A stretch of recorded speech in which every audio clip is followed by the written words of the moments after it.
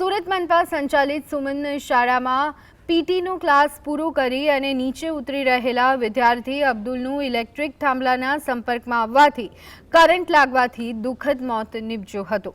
આ ગંભીર ઘટના બાદ ઉધના ઝોનની ઇલેક્ટ્રિક ટીમ સ્થળ પર તપાસ અર્થે પહોંચી અને ત્યાં કરંટ ન આવતો હોવાનું તથા લાઇટ બંધ હોવાનું રટણ કર્યું।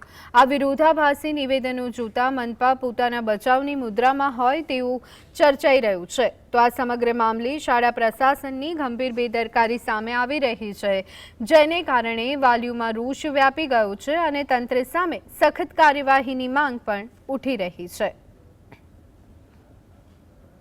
વોચમેનને પૂછ્યું કે લાઇટ બંધ હતી, ત્યારબાદ ઉપર ગયા સ્કૂલના સ્ટાફે બી ટેસ્ટર મારીને જોયું, કરંટ તો નથી, જંક્શન બોક્સ બી ખુલ્લું હતું, સ્કૂલવાળાને બી ખબર છે। એટલે પ્રાથમિક નજરમાં અને અમે જે આવીને જોયું ત્યારે કરંટ લાગવાની કોઈ વસ્તુ અમારા ધ્યાનમાં આવેલી નથી। અમે આવ્યા ત્યારે એને લાઇન પર ELCB બી લગાવેલી છે કે જરા બી કરંટ આવે તો સ્વીચ ટ્રીપ થઈ જાય, અને અમે આવીને અમે પોતે બી હાથ લગાડીને ચેક કર્યું છે, એટલે એવી કોઈ વસ્તુ છે નહીં।